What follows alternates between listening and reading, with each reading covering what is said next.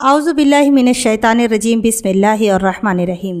Rabbi इश्रह ली सदरी व यस्सिर ली अमरी वाहलुल उक़्दतम मिन लिसानी यफ़क़हू क़ौली। আসসালামু আলাইকুম ওয়া রাহমাতুল্লাহি ওয়া বারাকাতুহু।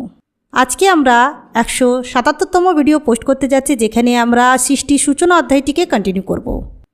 তাহলে আজকের ভিডিও শুরু করা যাক। বিসমিল্লাহির রহমানির রহিম। 3036 নম্বর হাদিস। হযরত আয়েশা রাদিয়াল্লাহু তাআলা আনহা থেকে বর্ণিত, তিনি বলেন, একসময় নবী করিম সাল্লাল্লাহু আলাইহি সাল্লামকে জাদু করা হলো। লাইস বলেন, আমার নিকট হিশাম পত্র লিখেছেন, যাতে লেখা ছিল যে তিনি তার পিতার সূত্রে আয়েশা রাদিয়াল্লাহু তাআলা আনহা হতে হাদিসটি শ্রবণ করেছেন এবং ভালোভাবে মুখস্থ করেছেন যে নবী করিম সাল্লাল্লাহু আলাইহি সাল্লামকে জাদু করা হয়েছে। এমনকি এর ফলে তার খেয়াল হতো যে তিনি কোনো কাজ করে ফেলেছেন, অথচ প্রকৃতপক্ষে তিনি তা করেননি। শেষ পর্যন্ত তিনি একদিন বারবার দোয়া করেছেন। তারপর তিনি আমাকে বলেছেন, তুমি কি জানো, আল্লাহ আমাকে সেই বস্তুর কথা বলে দিয়েছেন যাতে আমার রোগমুক্তি বর্তমান। আমার নিকট দুজন লোক আগমন করল। তাদের একজন আমার মাথার কাছে, অপরজন পায়ের নিকট বসল। তারপর একজন অপরজনকে জিজ্ঞেস করল, এ ব্যক্তির রোগটি কি? তৃতীয় ব্যক্তি বলল, তার উপর জাদু করা হয়েছে। প্রথম ব্যক্তি জিজ্ঞেস করল, জাদু কে করেছে? সে বলল, লাবিদ ইবনে আসাম। প্রথম ব্যক্তি জিজ্ঞেস করল, কিসের ভিতর? দ্বিতীয় ব্যক্তি জবাব দিল, চিরুনি ও সুতার তাগাই এবং খেজুরের কলির উপরের বাকলে। প্রথম ব্যক্তি বলল, এই জিনিসগুলো কোথায় আছে? দ্বিতীয় ব্যক্তি বলল, জারওয়ান নামক কূপে। তখন নবী করিম সাল্লাল্লাহু আলাইহি সাল্লাম সেখানে গমন করলেন এবং ফিরে আসলেন। ফিরে এসে আয়েশা রাদিয়াল্লাহু তাআলা আনহাকে বললেন, কূপের নিকটস্থ খেজুর গাছগুলোর এক একটি যেন শয়তানের মাথা।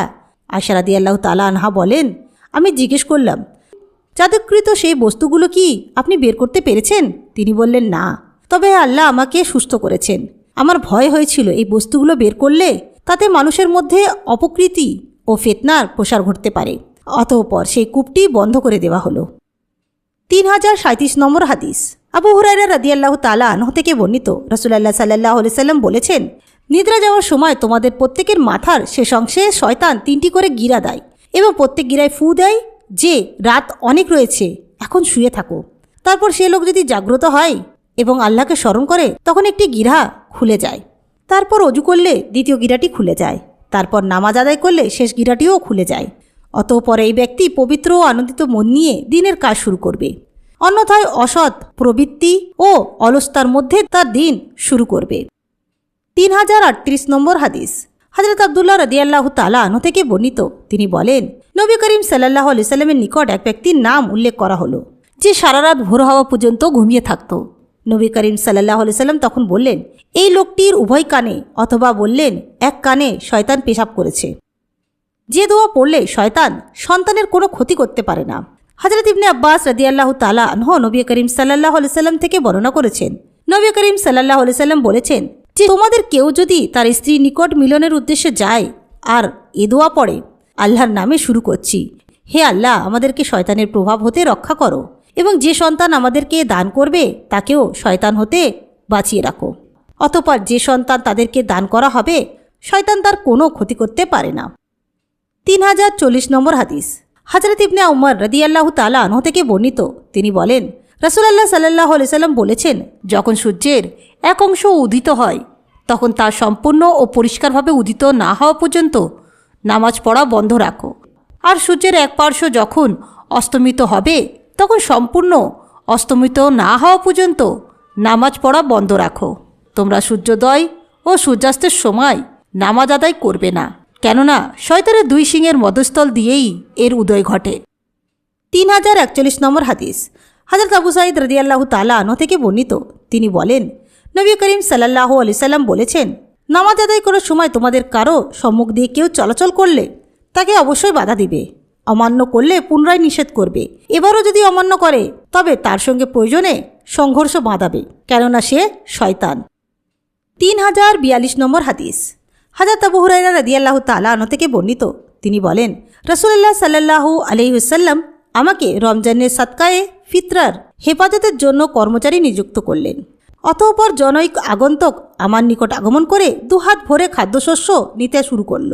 আমি তাকে ধরে ফেললাম এবং বললাম, আমি তোমাকে অবশ্যই রাসূলুল্লাহ সাল্লাল্লাহু আলাইহি সাল্লামের নিকট নিয়ে যাব।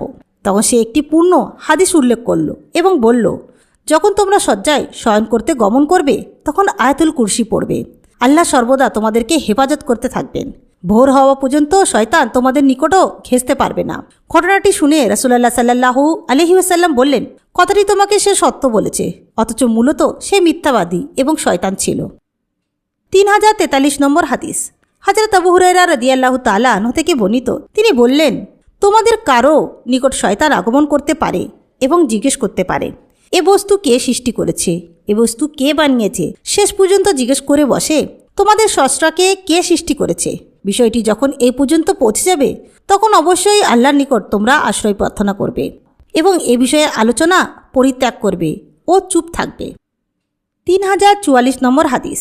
হযরত আবু হুরায়রা রাদিয়াল্লাহু তাআলা আনহু থেকে বর্ণিত, তিনি বলেন, রাসূলুল্লাহ সাল্লাল্লাহু আলাইহি ওয়াসাল্লাম বলেছেন, রমজান মাস যখন শুরু হয়ে যায় তখন আকাশের, অন্য এক বর্ণনায় আছে বেহেশতের দরজাসমূহ খুলে দেয়া হয়, জাহান্নামের দরজাসমূহ বন্ধ হয়ে যায় এবং শয়তানগুলোকে শৃঙ্খলিত করা হয়।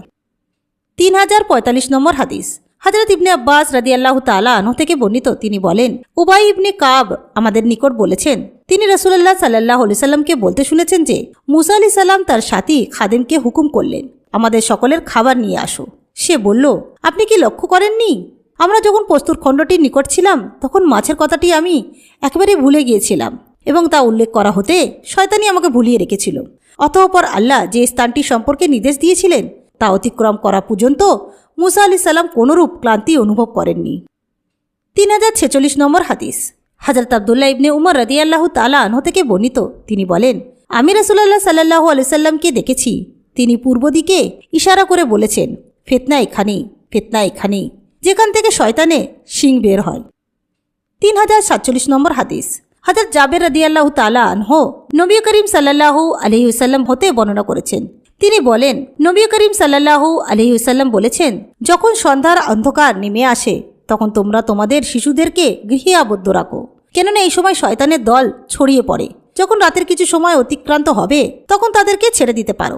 তুমি আল্লাহর নাম স্মরণ করে ঘরের দরজা বন্ধ করবে, আল্লাহর নাম স্মরণ করে বাতি নিভাবে এবং আল্লাহর নাম স্মরণ করে পানির পাত্র ঢেকে রাখবে এবং আল্লাহর নাম স্মরণ করেই নিজের খাদ্য দ্রব্যের পাত্র ঢেকে রাখবে। ঢাকার কিছু না থাকলে যে কোনো কিছু হোক তার উপর দিয়ে রাখবে। 3048 নম্বর হাদিস।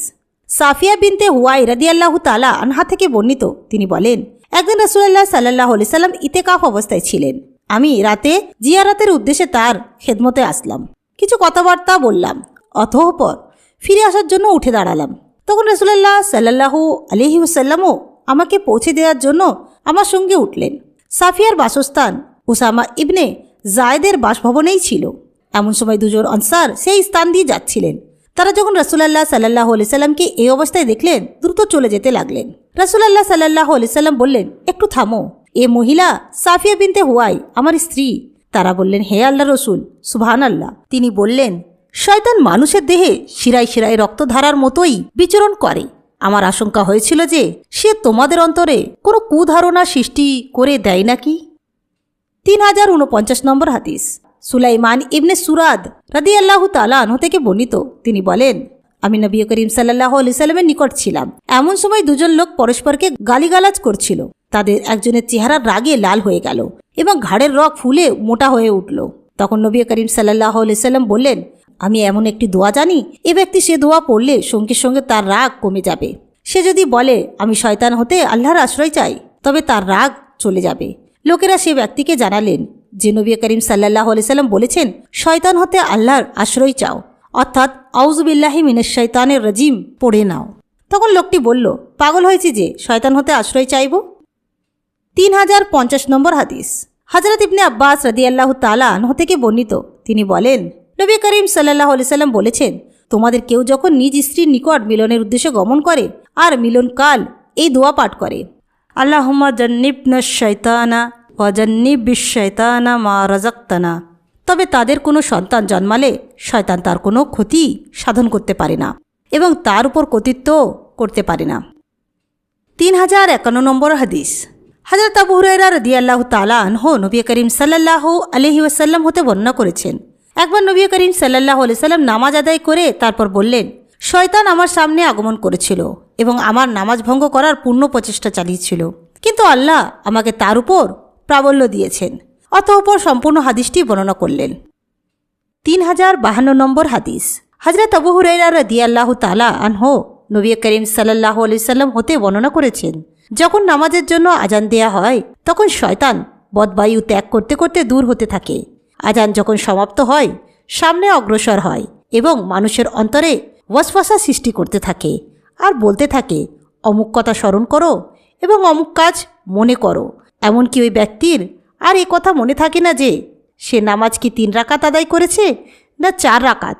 যখন সে মনেই করতে পারে না যে 3 রাকাত আদায় করেছে নাকি 4 রাকাত, তবে সে দুটি সাওসিজদা করবে। 3053 নম্বর হাদিস। হযরত আবু হুরায়রা রাদিয়াল্লাহু তাআলা আনহু থেকে বর্ণিত, তিনি বলেন, নবী করিম সাল্লাল্লাহু আলাইহি ওয়াসাল্লাম বলেছেন, প্রতিটি আদম সন্তানের জন্মের সময় তার পাশে শয়তান স্বীয় আঙুল দিয়ে টোকা দেয়। তবে ঈসা ইবনে মারিয়ামের বেলায় তা পারেনি। শয়তান তাকেও ওইরূপ টোকা দিতে গিয়েছিল, তখন পর্দা কিংবা কাপড়ের উপর টোকা দিয়েছিল। 3054 নম্বর হাদিস। হযরত আলকামা থেকে বর্ণিত, তিনি বলেন, আমি সামদেশে অর্থাৎ সিরিয়ায় গিয়ে লোকদেরকে জিজ্ঞেস করলাম, এখানে কোনো সাহাবী অবস্থান করেছেন কি? তারা বলল, হযরত আবু দারদা রাদিয়াল্লাহু তাআলা আনহু অবস্থান করেছেন। তিনি আবার জিজ্ঞেস করলেন, তোমাদের মাঝে কি এমন কোনো লোক আছেন যাকে আল্লাহ নিজ নবীর মুখের দোয়ায় শয়তান হতে হেফাজতে রেখেছেন? 3055 নম্বর হাদিস।